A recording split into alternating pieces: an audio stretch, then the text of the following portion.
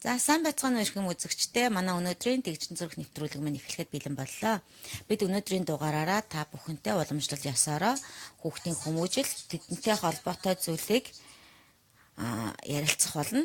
За тэгээ өнөөдөр бол Сөүл хотод 23 градусын дулаантай байсан. Яг одоогийн байдлаар 15 градусын дулаантай байна.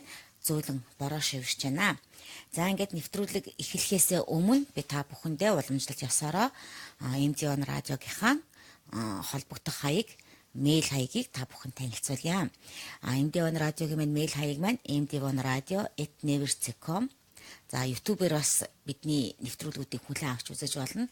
MD1 гэж зэ аваад радио гэд хайхад нэвтрүүлэг одоо MD1 радиогийн маань бүх нэвтрүүлгүүдийг үзэж болох байгаа. За мөн Facebook хуудас ажиллаж байгаа. Mongolian Diaspora Internet Radio Station хаягаар одоо бидний Facebook-тэй холбогдож болно. За www.md1-radio.com вебсайтаас ажиллаж байгаа. За ингээд бид нар өнөөдөр та бүхэндээ уламжлал ёсороо одоо хүүхдийн үлгэрийн цагийг хүргэх гэж байна. Тэгээд ээж аауд маань хүүхдүүдтэйгээ хамтдаа үлгэрээ хүлээн авч сонсоорой. За өнөөдрийн үлгэр маань чон ба долоон гişг гэдэг үлгэр байгаа. За энэхүү үлгэрээс хүүхдүүдтэйгээ үлгэрийг үзээд хүүхдүүдтэйгээ хамт юуг илүү одоо ярилцаж болох уу? Юун дээр илүү анхаарах уу гэдэг дээр нь ээж аауд маань үлгэрээ үзэж дуусныхаа дараа хүүхдүүдтэйгээ ярилцаараа үзэж явахдаа юуг одоо үлгэрээр дамжуулаад юуг хүүхдтэй илүү хэлж өгч ойлгуулж болох юм бэ гэдгийг маш анхааралтай сонсоод түүнээсээ хүүхдтэйгээ ярилцах сэдвээ сонгоод хүүхдтэйгээ ярилцаарай гэж хэлмээр байна. За ингээд бидний үлгэрийг өгөхөд бэлэн болж байгаа шиг байна. Ингээд хүүхдүүдтэйгээ хамт үлгэрээ сонсъё. Өнөөдрийн үлгэр чон ба долоон гişг.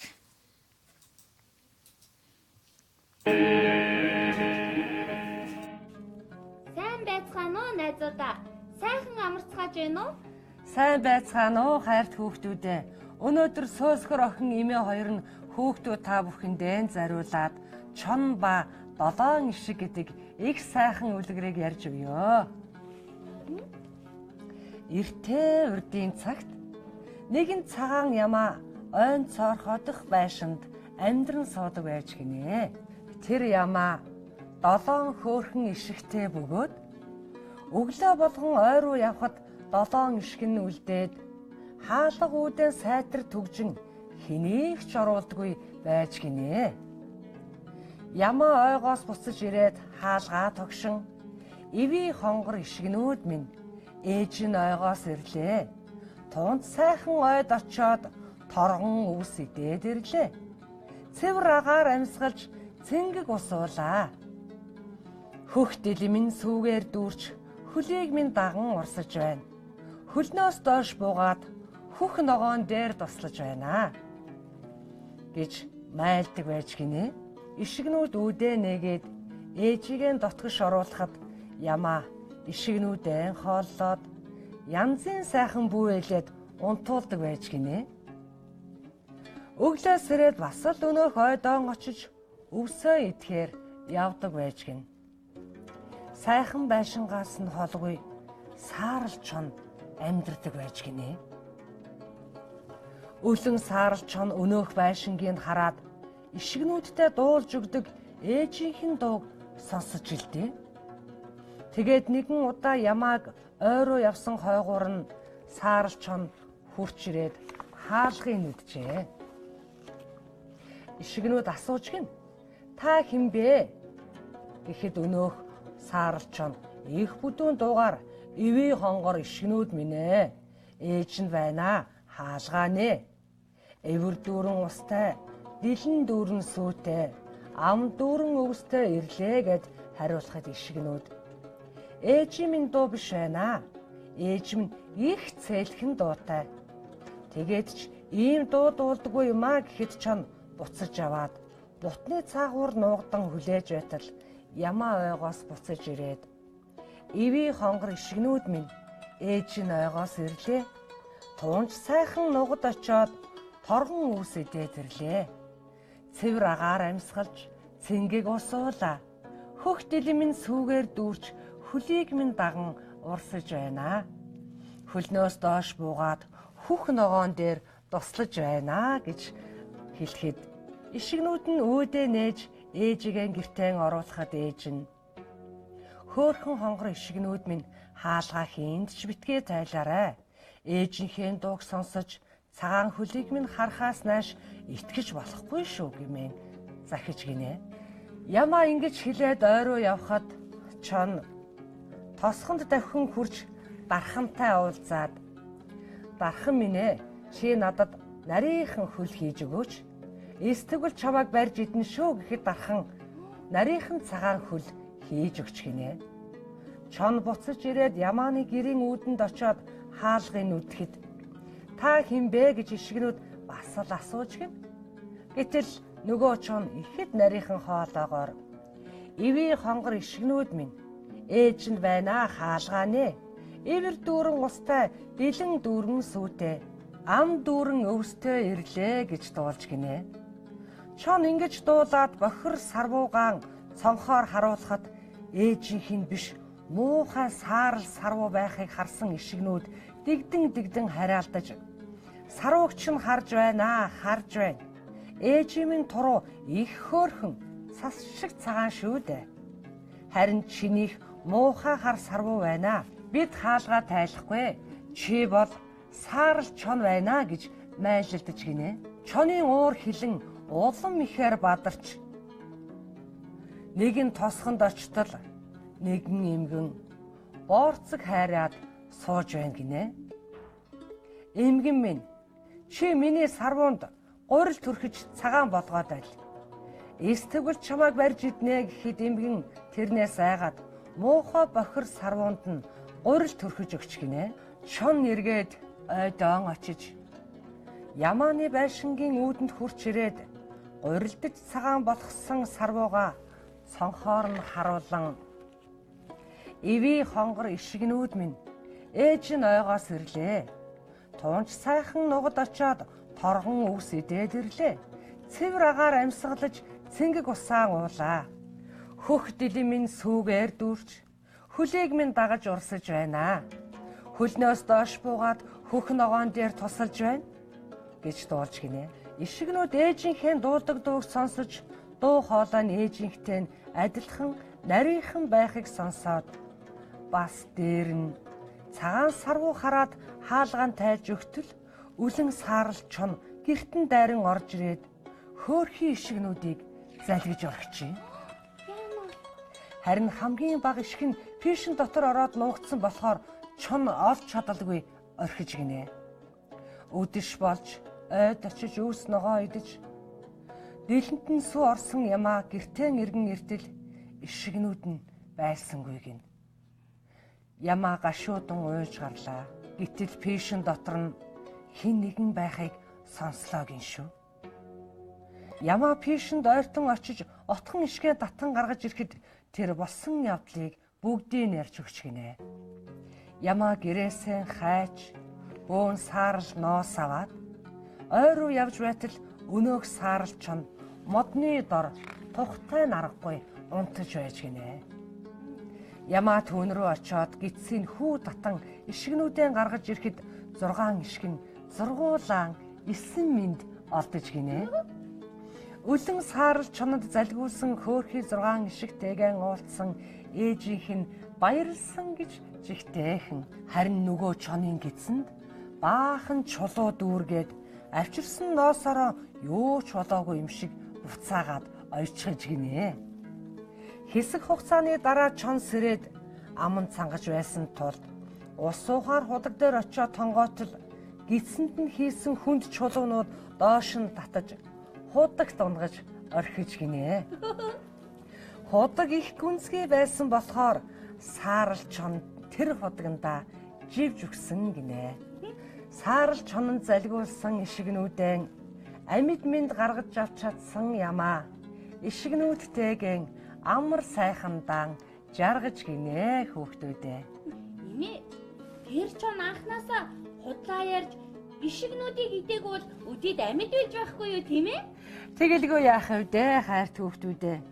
Өөдөө хайсан чулуу өөрийн толгой дээр гэдэг Монгол ардын үг байдаг шүү дээ. Үлгэрээс сурах юм их бий, үлгэрээс санах юм их бий. Маш сайн магадчн дуулаад маргаашийн үлгэрээ хүлээн авч үзээрэй хүүхдүүдээ. Үүр зайтад ярих үнэхээр баян үлгэр биш үү. Ийм сайхан үлгэр ярьж өгсөн жига эмээдээ баярлалаа. Басна. За хүүхдүүд маань ээж автайгаа хамт үлгэрээ хүлээн авч сонссон бах. За энэ хүү үлгэр маань хүн одоо худлаа яриул яах уу? Худлаа ярьсныхаа төлөөсөнд одоо яасан байх уу гэх зэрэгээр одоо хүүхдүүдтэйгээ үнэн худлын талаар дэнслэх одоо үнэн худлын талаар хүүхдүүдтэйгээ хамт ярилцах ийм сэдвийг ээж аваад маань гаргаж олж байна. За дээрэс нь ялангуяа бага насны хүүхдүүдэд маань өнгөний талаар ойлголтыг өгөхөд бас үлгэрээс сонсох зүйл байна. Хөх ногоо, хөх саарал чон гэх мэтэр одоо тухайн ургамал болон амтныг дүрсэлсэн өнгөнүүдийг одоо дан одоо юу гэдэг нь цэнхэр өнгө, хөх өнгө, цагаан өнгө, саарал өнгө гэж цээжлүүлэхээс илүү одоо чон саарал өнгөтэй байдаг ч гэдэм үү. Иймэрхүү байдлаар хүүхдүүдэд бас өнгөний талаар ойлголтыг өгч болох нэ. За мөн одоо үлгэрийн эцэст одоо үлгэр ярьж өгч байгаа хүн маань хэлсэн одоо өөдөө хайсан чулуу өөрийн толгой дээр гэж энэ зөвөрлөлийг хүүхдүүддээ бас сайн тайлбарлаж өгөөрөө ямар нэгэн өөрсдийнх нь гаргасан өөрсдөд нь тохиолдсон ямар нэгэн тохиолдол тийм бодит зүйл дээр тулгуурлаж өөдөө хайсан чулуу өөрийн толгой дээр гэдэг энэ хилцэх зөвөрлөлийг хүүхдүүдэд тайлбарлаж өгөөрэй. За мөн баримлын шавар ашиглаад ер нь бол бид нар байнга хэлдэг шүү дээ нэвтрүүлгээрээ те баримлын шавар юм уу нэг бол одоо цаас гарын доорх материал ашиглаад хүүхдүүдтэйгээ хамт одоо үлгэрийн гол дүрийн баатруудыг хийж үзээрэй. Одоо чон хийж болж байна, долоон гიშгэ хийж болж байна, ямаа ээжигээ хийж болж байна тийм үү. За дээрэс нь хүүхдүүд маань үлгэр сонсож байхдаа одоо ээж аваад маань хүүхдээсээ асуулт асуух хэрэгтэй. Асуулт асууснаар тухайн асуултанд хүүхдтэй хариулах ээж аав нь түүнд нэмэлт тайлбар хийж өгч урмаар хүүхдтэйгээ харилцан ярилцах нь бол өнөөдрийн бидний одоо хүүхдтэй ихтгэлтэй болгох аргуудын нэг бол энэ харилцан ярилцах асуудал байдаг. За тэгвэл одоо энэ үлгэрээс хүүхдүүдтэй юу гэж асууж болох уу гэх юм бол одоо чон туурайгаа хинээр хийлгсэн бэ? Ямар хүн дээр очиж хийлгсэн бэ? За сарвандаа юу төрхүүлсэн бэ? Хинээр төрхүүлсэн бэ? Гих мэтэр ингээд асуухаар хүүхд маань өөрийнхөө сонссны дагуу та бүгдэд хариулах болно. Тэр хариулах явцад нь хариултаас нь одоо хүүхдийн хариултаас ямар нэгэн мэрэгжлийн талаар одоо тухайн сарвандаа юу төрхүүлсэн бэхээр гурил төрхүүлсэн. Яагаад гурил төрхүүлсэн? Сарван одоо муухай байсан учраас цагаан болох, гой цагаан туурайтай болохын тулд гурил төрхүүлсэн. Яагаад гурил цагаан туурайтай одоо цагаан гой болгосон бол гурил маань өөрөө цагаан өнгөтэй ч гэдэг юм уу. Иймэрхүү уялдаа холбоотой харилцан ярилцаануудыг яриануудыг хүүхдүүдтэйгээ хамт хийж байгаарай. Энэхүү харилцан ярилцах санал бодлоо хуваалцах маань хүүхдийг өөртөө ихтэй болгох аргуудын нэг байдаг. За тэгвэл өнөөдрийн бидний ярилцах сэдв маань одоо би түрүүн хэлсэн хүүхдээ хэрхэн өөртөө ихтэй болгох вэ гэж. За ер нь өөртөө ихтэй байх гэдэг үндсэн ойлголт маань юу юм бэ? Энэ хүүхдэд одоо томчуудын ойлгож байгаа ойлголт хүүхдүүдийн хийж чадах одоо тэр хэмжээ хязгаар гэдэг нь ямар ойлголт вэ гэдэг тал дээр хэдүүлээ бага зэрэг ярилцъя. За мэдээж өөртөө ихтэй байх гэдэг бол ямарваа нэг юм хийж чаддаг байх түүгээрээ дамжуулаад сэтгэл зүйн хувьд одоо маш тийм одоо эерэг тийм одоо сэтгэл зүйн хувьд эерэг одоо юу гэж тайлбарлах вэ? Сэтгэл зүйн хувьд одоо эерэг байх ийм нөхцөл гэж ойлгож болох юм байна. Тэгээд хамгийн түрүүнд одоо хүүхдтэйгээ өөртөө ихтэй байлгах аргуудын одоо ээж аав нарын хамгийн түрүүнд санаж явах хэвээр нэг арга бол хүүхдийг хамгийн сайн сонсож явах хэвээр. Сайн сонсогч байх хэвээр ээж аавд маань. Хүүхдтэй нь одоо ямар нэг юм хэлхийг хүсээд одоо ээж аав дээрээ ирсэн байх үед бол би одоо энэ юмыг хийж гин. Энийг хийж дуусаад хүүгээ охиноо сонсъё гэх биш харин за ээж нь юу яа хийж байгаа юмаа түр орхичихъя. За миний хүү эхлээд ээжтэй тайлбарлчих. Тэрийг сонсохдоо ээж аавд минь яаж сонсох ёстой гэхээр хүүхдийнхаа төвшөнд одоо доош явган суугаад хүүхдийнхаа нүдний төвшөнд нэг төвшөнд очиод хүүхдийнхаа нүдийг харж байгаад ингээ хийж байгаа юмаа орхиод тэр ярьж байгаа юмыг сайн сонсож явах хэрэгтэй.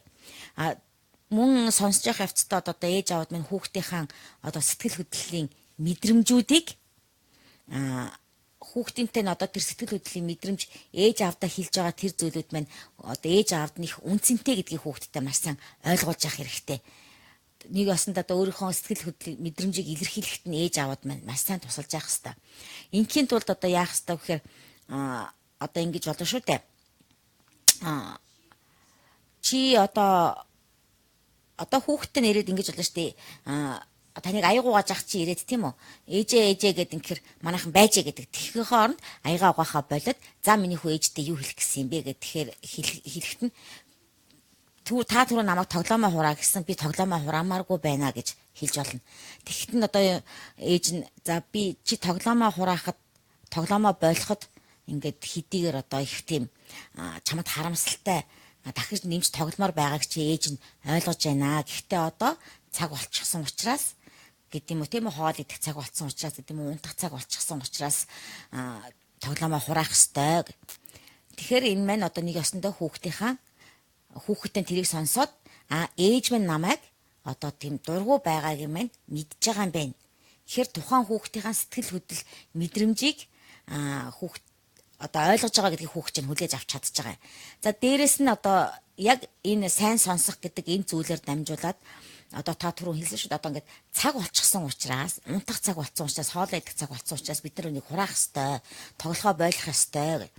Тэгэхээр энэ минь бас одоо хүүхдэд юуг сургаж байна гэхээр хим химжээтэй байх, хязгаартай байх гэдгийг хүүхдэд одоо сургаж байгаа. Энэ хим химжээтэй байх, хязгаартай байхыг хүүхдэд сургах маань бас одоо хүүхдийг өөртөө одоо итгэлтэй болгох ийм аргуудын нэг байгаа юм. Нэг осондоо одоо энэ хим химжээтэй хязгаартай байх гэдэг энэ хэмжигдэхүүнээр хүүхдүүд минь өөрсөндөө одоо төвчээртэй байх ийм зүйлүүдийг сурж идэг.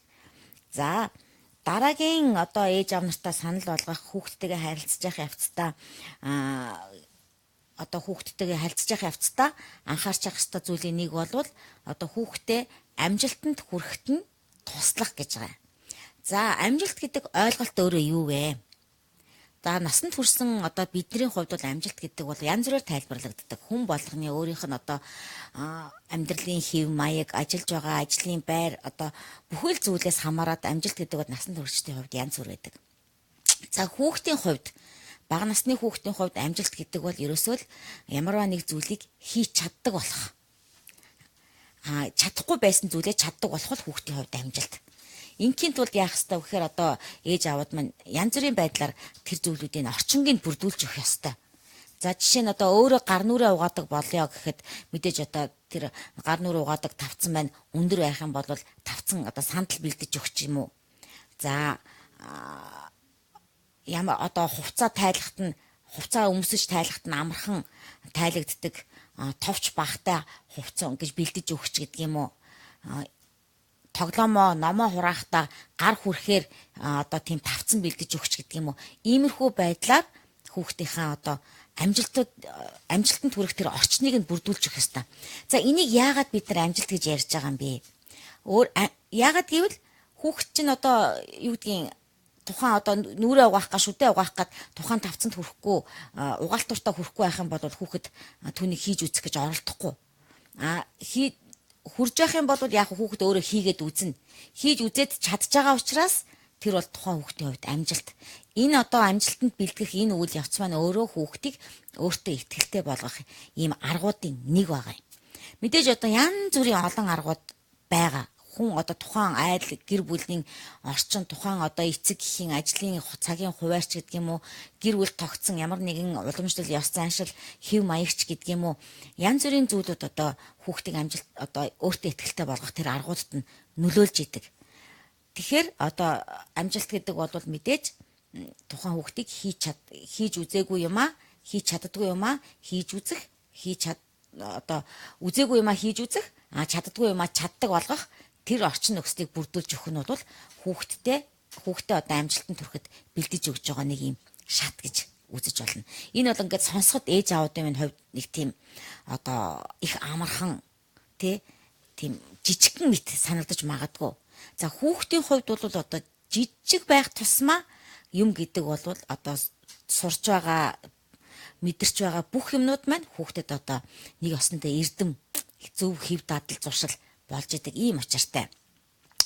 За дээрэс нь одоо манай ээж аавуудын одоо хүүхдээ өөртөө ихтэй байх тэр итгэлийг нь эвдэж идэг нэг зүйл бол одоо хүүхдэд зөв урамшуулахгүй байх. Манайхан бол хүүхдээ урамшуулахдаа ихсэн ямар мундаг юм бэ? Баяр хүргэе гэх юм.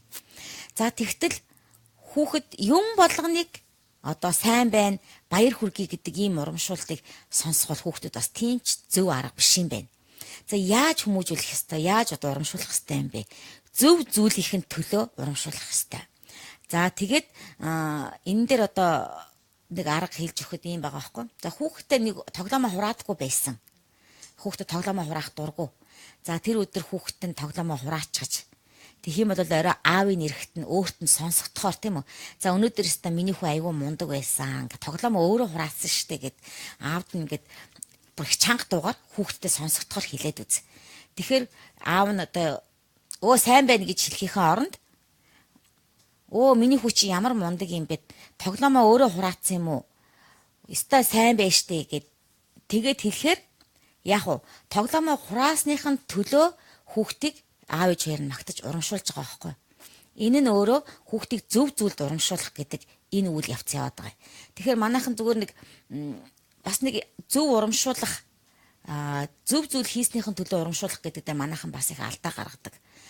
Нэг ясантаа одоо тэр ингэдэг ээж аавууд маань хүүхэд одоо ингээд за зураг зурсан бай. Тийм үү? За зураг зурсан байхад нь мэдээж тэр хүүхэд өөрийгөө би одоо ингээд сайн зурж чадаагүй байнда ч юм уу тэгэж бодсон үед нь ээж аавууд маань одоо ингэж хэлдэг. Ямар мундаг юм бэ ста манай хүүхэд ч ста нэрээ амар гоё зурцсан байж тээ гэл. Тэгэхээр нөгөө хүүхэдт маань өөрт нь амар гоё гэдэг тэр юу байхгүй байгаа байхгүй юу? Одоо тийм ойлголт өөртөө итгэл байхгүй байгаа. Тэр үед нь яах ёстой вэ гэхээр өөрөөс нь асуу. Миний хүү энэ зургийг айгүй гоё зурсан байна. Гоё зурсан байд миний хүү. Тэгээд миний хүү өөрийгөө юу гэж бодож чинь гоё зурсан гэж бодож чинь үү? Юу гэж бодож чинь гэд өөрөөс нь одоо өөрийгөө дүгнэх тэр дүгнэлтийг асуугаад үз асуултаар. Тэгэхээр хүүхэд маань одоо ингээд хэрэг өөрийгөө ингээд гоё зурсан гэж бодож байгаа бол би гоё зурсан. Нэг би ингэж илэрхийлсэн гэдэг тэр зураг тайлбарж илэрхийлнэ. Тэр үед нь миний хүү ингэж зурсан юм байна штэ.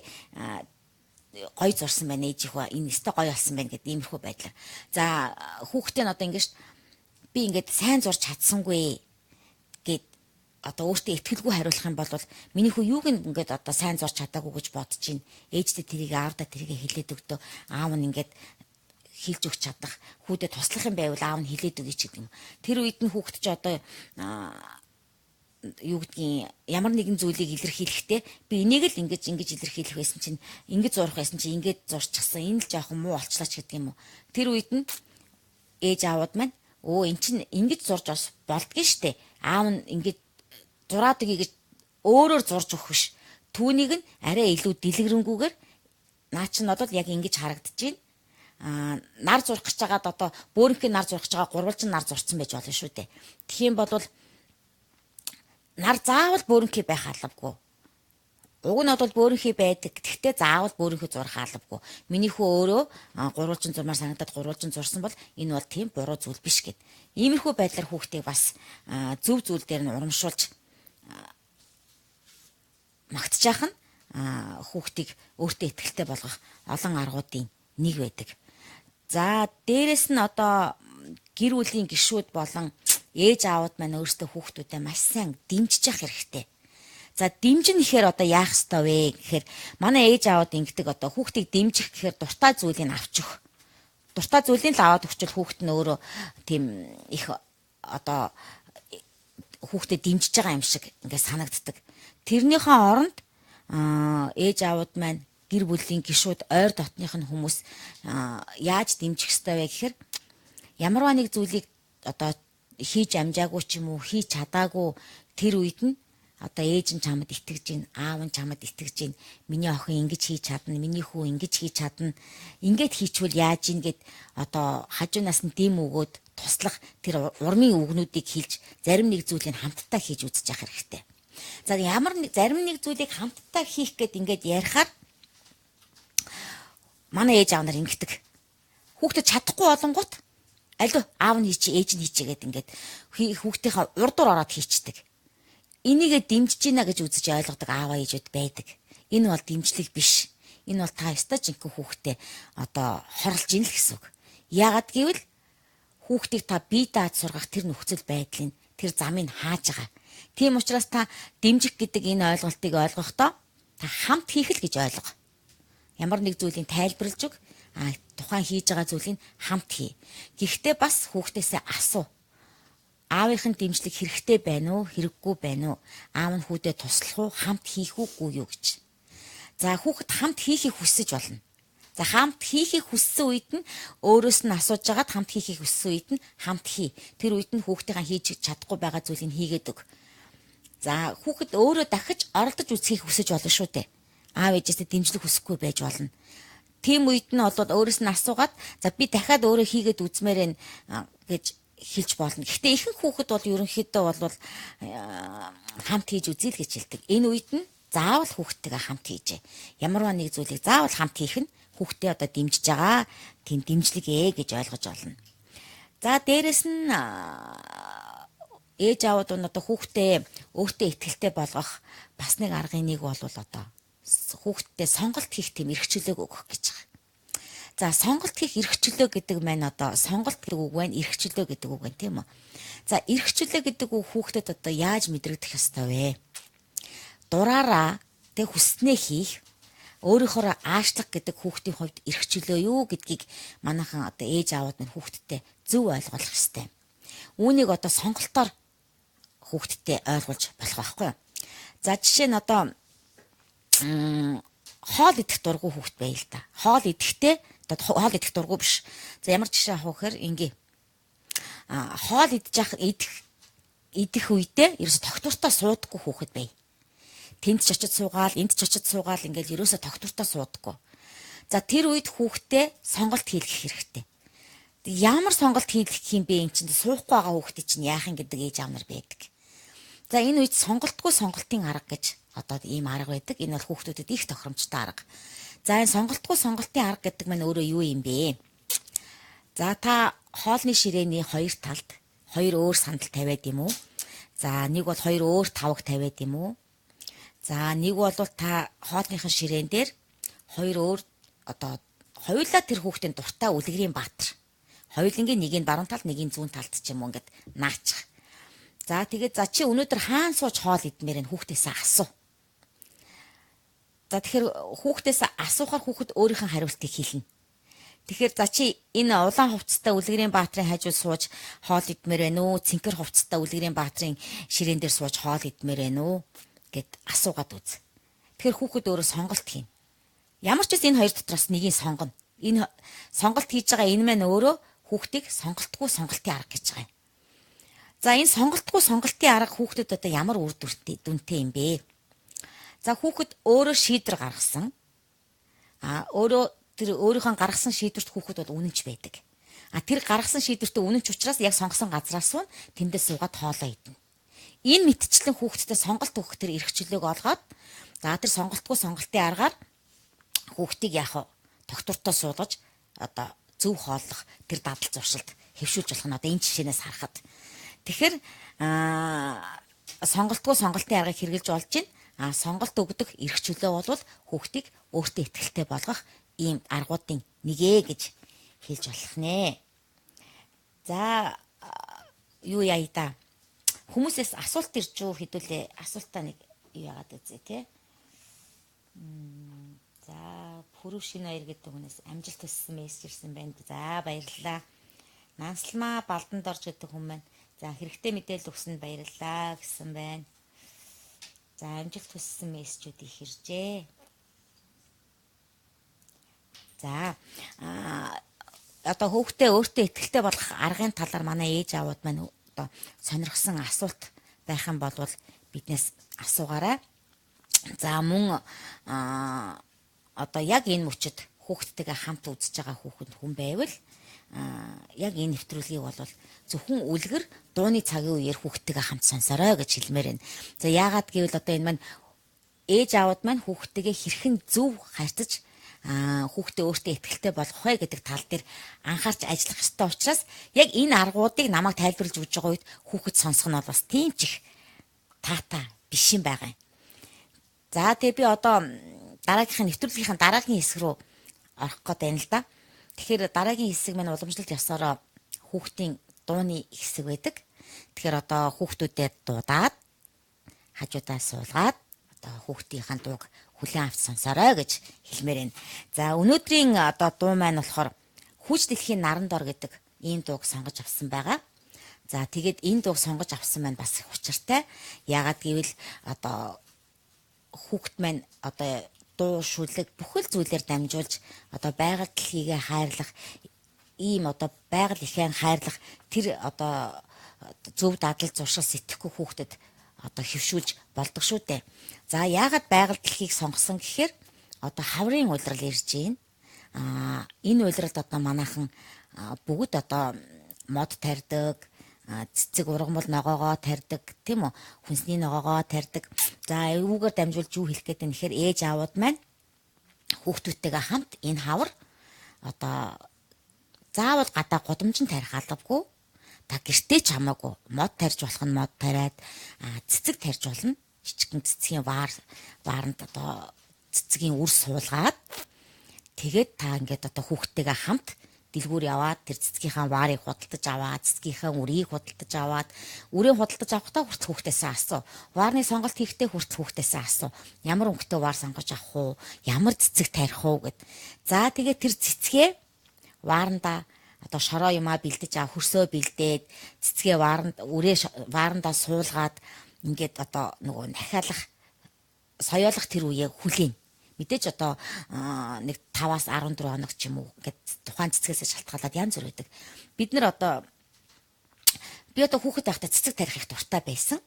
Тэгээд одоо нөгөө цэцгээ ингээд үрээ суулгачаад бидний хүүхэд байх чинь наран цэцэг их тарьдаг байлаа шүү дээ. Бас нэг одоо нэг юм нэрийн сандгүй нэг тийм ягаан улаан цэцэг гардаг тийм цэцэг их тарьдаг байсан. Тэгээ үрээ суулгачаад ингээл өглөө болгон босч харна. Нөгөөтгөндөө ус өгнө. Тэгээ нэг л өглөө босоод ирэхэд хөөхөн хоёр ногоо авч гарчихсан. Тэрийг хараад их баярлдаг. Бүр ингээд тийм сэтгэл ханамжийн их тийм гоё мэдрэмжийг мэдэрдэг байсан. Тэгээ би ч одоо өөрөө тэрийг эргэж санахад их гоё байдаг. Тэгээ ээж аавуудаа зөвлөхөд хүүхдтэй тэр сэтгэл одоо хөдлийн мэдрэмжийг тэр хүлээх тэр гараад ирж тэр соёо нахаг хараад баярлах одоо тэр сэтгэл хөдлөх тэр мэдрэмжийг хүүхдэд мэдрүүлээрээ. Энэ мэдрэмж маань өөрөө бас хүүхдийг өөртөө ихтэй болгох аргуудын нэг. За ингээд хэдүүлээ одоо дуугаа сонсъё. Дууныхаа дараа дахин яриагаа өргөжлүүлье гэж бодож байна. Өнөөдрийн дуу Хүч дэлхийн наран дор. Баярлалаа. Хүч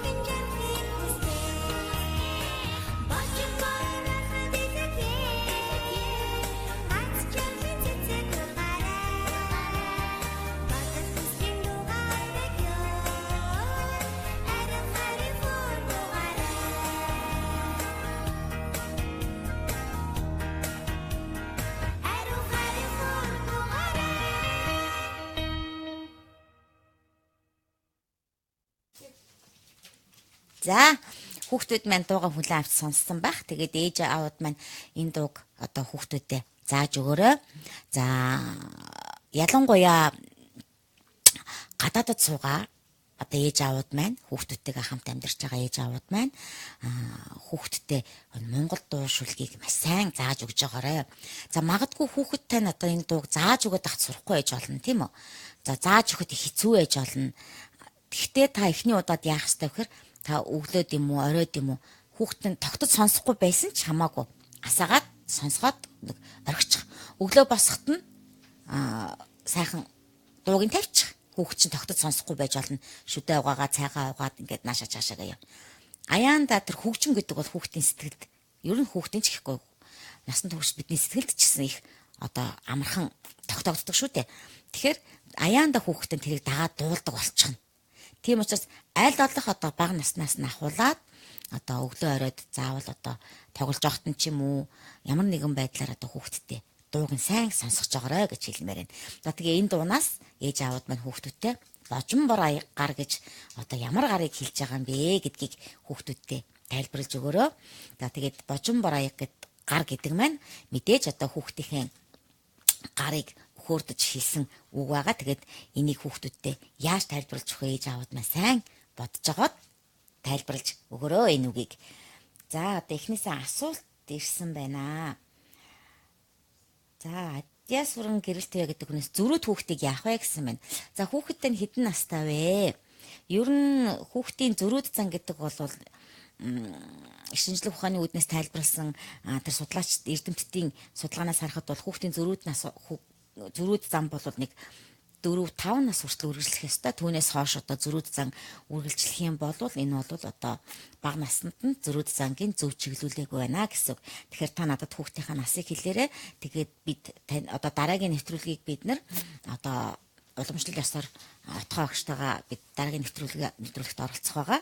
Тэгэхээр бид нэр зөрүүд хүүхдийн талаарх одоо зүйлүүдийг ээж аав нартаа тайлбарлаж өгье.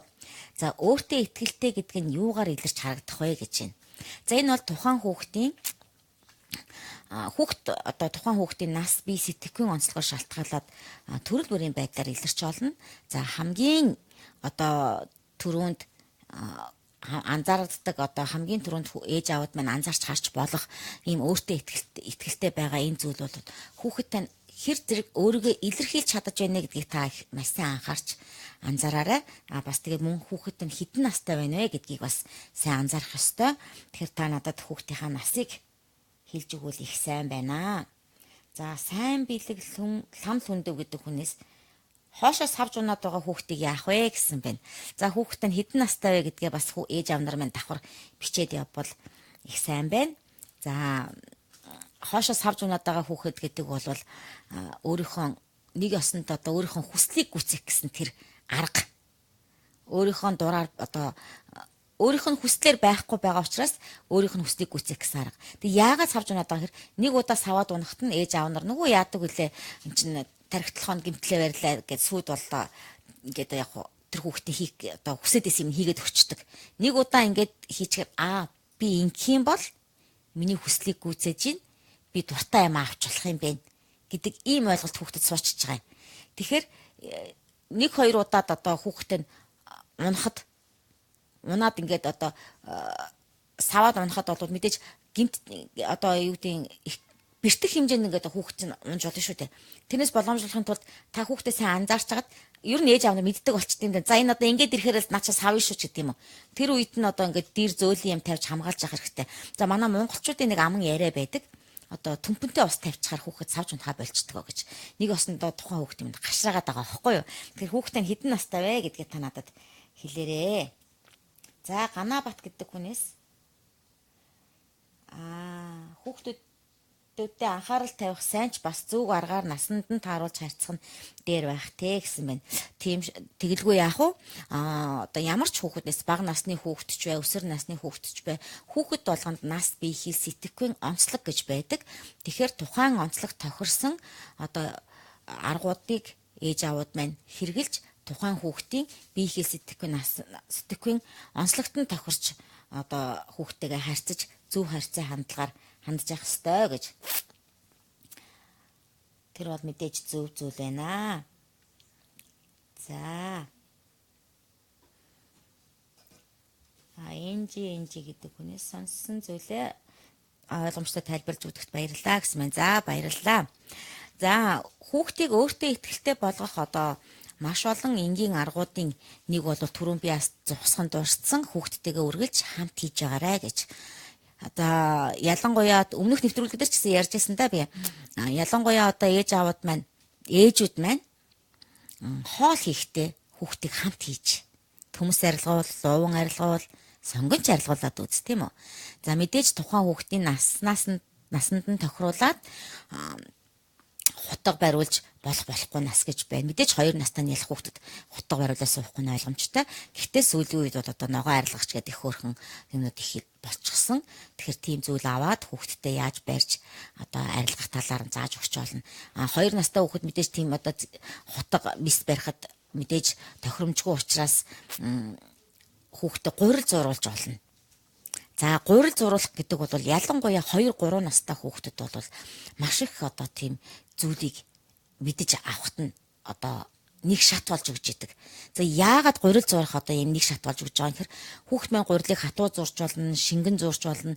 Тухайн зүйлийг одоо гурилаа хийгээд ингээд базаад бариад үзэхэд хүүхдийн гарын одоо үзүүр түүнийг мэдэрч идэг. Одоо би нэг осондоо пиццгийн битүүдийг мэдрэх нь штэ. Зөөлөн хатуу гих мэтэр. Тэгээд одоо гарын үзүүрээр мэдэрнэ гэдэг бол хүүхдийн жижиг гарын болчин хөгжиж идэг. Түүнийгээ дагаа хүүхдийн тархины хөгжил хурдцтай явагдаж идэг. Тийм учраас одоо ганцхан нэг зүйл хийж байгаа нь дэмий хэрэггүй зүйл мэт харагдаж байгаа боловч тэр маань хүүхдийг маш олон зүйлд хөдөлмөрт сургаж байна. Хөдөлмөрөөр дамжуулаад өөртөө ихтэй болж байна. Хөдөлмөрөөр дамжуулаад бусдын хөдөлмөрийг хүндэлдэг болж байна. За тэгээд 2-3 настай хүүхдүүд маань гарынхаа өндөг, гарынхаа үзүүрээр тэр зүйлүүдийг мэдэрч байна. Тэр мэдэрч байгаа зүйлүүд нь эргээд тархиных нь одоо жижиг гарын булчингуудыг хөгжүүлж идэг. Тэр жижиг гарын булчин хөгжөхөд тархи нь хамт хөгжиж идэг. Гэх мэтчлэн ингээд жижигхэн мэт зүйл маань хүүхдэд маш олон зүйлийг өгч идэг байх нэ. За одоо ерөнхийдөө нэвтрүүлгийн маань цаг өндөрлөх төгсөж байна. Гэхдээ би ямар ч зүйл энэ богино хугацаанд дамжуулаад бас нэг зүйлийн талаар та бүхэндээ хэлж өгье. За хүүхдийг өөртөө ихтэй болгох маш олон аргууд байдаг гэж түрүү хэлсэн шүү дээ. Одоо миний ярих гэж байгаа арга болохоор одоо хүүхдийг урлаг спортод хүүхдийг маш их ойрхон байлгах. Ялангуяа одоо төрөл бүрийн спорт урлаг. За яагаад урлаг спортод хүүхэд ойрхон байснаар одоо өөртөө ихтэй болд юм бэ гэж. Урлаг спорт гэдэг өөрөө хүүхдийг маш төвчээртэй альва зүйлийг одоо төвчээртэй сууж сурах цэгцтэй, эмх цэгцтэй, хариуцлагатай байлгах ийм одоо зүйлийг хүүхдэд сургаж идэг зүйл. Энийг одоо ээж аав маань ч одоо ингээд сургаж чадахгүй байсан тэр зүйлийг спорт гэдэг зүйл бол сургаж чаддаг, урлаг гэдэг зүйл сургаж чаддаг. Тийм учраас хүүхдийг одоо аль болох спортод ойрхон байлга. Ялангуяа одоо багийн спорт гэж ярьдаг тийм үү? Багийн спортын төрөл бол хүүхдийг одоо маш тийм нийтж багаар хамтаараа ажиллах ийм зүйлд сургаж идэг. За хүүхэд багаар ажиллах, хамтаараа ажиллах гэдэг зүйлээс юуг сурдаг вэ гэхээр нэг нь нийтийн төлөө, нийт нь нэгнийхээ төлөө гэдэг энэ зарчмыг хүүхэд илүү сайн мэдэрч идэг. Энэ үед хүүхэд маань нэг осонтой төлөвшөж эхэлж байгаа байхгүй юу? Яагаад гэвэл за би гэдэг хүн одоо өнөөдөр одоо тэмцээнэ одоо бэлтгэлээ юм уу ямар нэгэн зүйлээ одоо бэлтгэлээ таслаад нэг бол тэмцээнээсээ хоцроод ингээд ирэх юм бол тухайн багийн амжилтанд нөлөөлж идэг. Инхээр нөгөөх нь бусдыг одоо хүндэтгэх, хүлээж сурах одоо ийм зөв дадал зуршлуудад суралцж идэг. Тэгэхээр ямар ч байсан спортод ойрхон байлгах, урлагтай ойрхон байлгах гэдэг бол хүүхдийг өөртөө ихтэй болгодог ийм олон аргуудын нэг байна. За дээрэс нь энэ урлагтай холбоод ярихад одоо энэ зураг зурах арга байдаг. За одоо даган дуурайх гэж. Ялангуяа сургуулийн өмнөх насны, бага насны хүүхдүүд бол тэр даган дуурайх аргаар одоо зураг зурна гэдэг бол хүүхдийг маш өөртөө ихтэй болох аргуудын нэг. Тухайн хүүхд маань одоо томчууд ч гэсэн тэр зургийг ингээд ээж аваад минь өөртөө ингээд зураад үзээрэй дагаад ингээд тэгэхээр ийм амархан байсан юм уу ингээд зурчих болдгийм байж та гэдэг тийм итгэл өөртөө төрнө. Хүүхэд ч гэсэн яг тэгж мэдэрчидэг. За энэ зургуудыг хаанаас олж авч зурж болох вэ гэх юм бол эцэг эх ба хүүхдийн хүмүүжил гээд Facebook хуудас ажилладаг. Тэр хуудас руу ороод үзэх юм бол одоо энэ даган дуурайж зурх зургууд бол нэлээ олон байгаа. Тэгээ энэ дундаас зураг сонгож аваад хүүхдүүдтэйгээ хамт зураад үзээрэй. Тэгэхээр та өөрт мэдрэгдсэн, танд мэдрэгдсэн тэр өөртөө итгэх итгэл хүүхдүүдтэй яг адилхан мэдрэгдэж байгаа. Тийм учраас та хүүхдтэйгээ хамт зураад үзээрэй. Тэгээд хүүхдээсээ дараа та асуу. Миний хүү ингэж зурхаар ямар санагдаж байна? Хүүхд чинь амархан санагдаж байна ч гэдэг юм уу? Их энгийн үгээр тайлбарлаж хэлж болно. За энэ хүүхдийн хариулт энгийн байх гэдэг тал дээр би нэг зүйлийг та бүхэнд хэлье. Ээж аауд маань ингэдэг хүүхдэд маш өндөр одоо шаардлага тавьдаг. Бүр ингээд одоо хариултандаа хүртэл тийм их төгс төгөлдөр хариулт шаарддаг байхгүй юу? Жишээ нь одоо түрүү инглишээр зураг зурах гэж ярьж байна. Миний хүүхдийн одоо зурах ямар байна гэхээр хүүхд амархан гоё юм гэж хүүхд их амархан гоё гэдэг тийм дуртай үгүй гэдэг хариултуудыг хүүхдүүд маш их хэрэгэдэг. Тэр хариулт нь одоо тухайн аавд юм уу ээжт нь дутуу санагддаг. Тэрийг одоо дутуу гэж хүлээж авдаг тийм ээж аав байдаг. Одоо ийм ээж аавд одоо хүүхдэд төгс хариулт шаарддаг байгаа байхгүй. Энэ үед та одоо хүүхдтэй өшөө илүү одоо юу гэдгийг гоё гэж хэлэхээс зайлаа өөрөө хариулж болдгүй мó дандаа л гоё гэж яах юм. Амархан гэж яах юм. Ингэж хариулах нь уртл одоо хүүхдийн өөртөө итгэхийг эвдчихийдэг.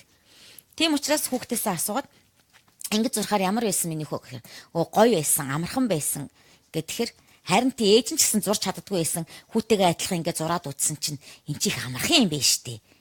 Ингээд амархан зураа сурчгаар чинь ингээд зурж болох юм байна гэд. Тэгэхээр хүүхдэд маань ээжийн аавын хэлсэн болох юм байна, ингэж болох юм байна гэдэг тэр хариулт өөрөө хүүхдэд би бас ингэж чадах юм байна, болох юм байна гэдэг тэр өөртөө итгэлийг өгч идэг.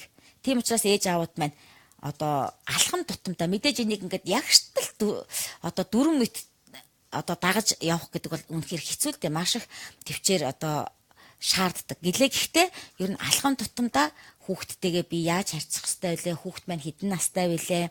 Яах ёстой вэ гэдэг тэр нөхцөл орчныг сайн мэдэрч тухайн нөхцөл орчинд нь тохируулж одоо хүүхдтэй зөв хариулт, зөв байх тэр талаас нь хүүхдүүдтэй сайн анхаарч явах ёстой. За дээрэс нь одоо хамгийн сүүлд хэлэхэд хүүхдэд сайн хүн байх, муу хүн байх гэдэг ойлголт өгөхөөс өмнө зөв хүн байх, буруу хүн байх гэж юу гэсэн үг юм бэ? Ямар хүнийг буруу хүн гэдэг, ямар хүнийг зөв хүн гэдэг тал дээр ойлголтыг өгж явах хэрэгтэй. Энэ ч гэсэн хүүхдийг өөртөө итгэлтэй болох алан аргуудын нэг байдаг. За тэгвэл манайхан ингэдэг чи сайн хүн болмоор байна уу, муу хүн болмоор байна уу гэж ээж аауд нь асуулт их асуудаг. Тэгэхээр хүүхдүүд маань нөгөө зөв хүн байх, буруу хүн байх гэдэг ойлголтыг ерөөсө төлөвшөхгүй. Ерөөсөө сайн муу гэдэг хоёр туйл дээр очичдаг. Сайн муу хүн байхаас илүү зөв хүн буруу хүн байх нь илүү чухал гэдгийг хүүхдүүдтэй ойлгуулахын тулд ямарваа нэг зүйлийг хийж яхад нь энэ нь сайн хийсэн үү муу хийсэн үү гэдэг нь биш, зөв хийсэн үү буруу хийсэн үү. Зөв хийхдээ хүүхдийн хийсэн юм болгоо уг нь зөв байх ёстой. Ээж аавын нүдэнд буруу байж болно. Гэхдээ хүүхдийн хийсэн юм болгоо зөв байх ёстой. Зөв байхдаа миний хүү энийг зөв хийжээ. Гэхдээ ингээд хийчихвэл илүү гоё болох юм байна. За ингээд хийчихвэл ингэчхүүл илүү сайн болох юм байна гэдэг ийм зүйлүүдийг хүүхдүүдэд хэлж ярьж өгч явах хэрэгтэй. Энэ маань өөрөө хүүхдийг ямарваа нэг зүйлийг зөв бурууг ялгаж тогтоох, хэв хэмжээтэй байх, альва зүйлд хязгаар тавьж сурах. Хязгаар тавьж сурна гэдэг нь хүүхдийг хүлээстэй, төвчээртэй болгож байгаа гэсэн. Энэ бүгд маань өөрөө хүүхдийг өөртөө итгэлтэй болгох аргуудын нэг байдаг. За ээжээд аавуудаас маань асуулт ирсэн байна уу? Харчаад тэгээд нэвтрүүлгээ ер нь өндөрлөх тийшээ хандж байна. Тэгээ нэвтрүүлгээ өндөрлөхөөс өмнө би та бүхэндээ дахиад одоо MD1 радиогийнхаа холбоотой хаягуудыг нэг танилцуулъя. За MD1 радио маань www.md1 дундуур зураас radio.com вебсайтаар холбогдож олно. За Mongolian Diaspora одоо Facebook ажилдаг. За мөн Mongolian Diaspora интернет радио стейшн хэмээх Facebook хуудасаар дамжуулан бидэнтэй холбогдож болно. За MD1 radio@never.com гэдэг мэйл хаягаар бидэнд өөртөөхөө хүссэн өөр тохиолдсон зүйлүүдээ бидэнтэй хуваалцж олно, хүссэн асуултаа асууж олно. За MD1 гээд зааваад радио хэмээх хаягаар одоо YouTube сувгаар бидэнтэй холбогдож одоо MD1 радиогийн маань бүхэл нэвтрүүлгүүдийг хүлээн авч үзэх ийм боломжтой байгаа. За тэгээд 1 цагийн маань хугацаа маш хурдан өнгөрчлөө. Мэдээж хүүхдийг өөртөө ихтэй болгох маш олон аргууд байдаг. Энийг би өнөөдөр бүгдийг та бүгдэд хэлж ярьж өгч амжсангүй. Гэхдээ дараагийнхаа нэвтрүүлгүүдээр бид нэр цуврал болгон хүргэнэ. За дараагийн нэвтрүүлэгт маань отгоо огш маань хүрэлцэн ирж оролцох байгаа. Тэгээд бид нар одоо зөрүүд хүүхдийн талаарх зүйлүүдийг ээж аваадаа дараагийн нэвтрүүлгээрээ хүргэх болно. Тэгээд энэ хугацаанд бидэнтэй хамт байж нэвтрүүлгийн маань хүлээн авч сонсож байсан нийт ээж аваадаа маш их баярлалаа гэдгийг хэлмээр байна. Тэгээд дараагийн нэвтрүүлэг хүртэл түр баяртай.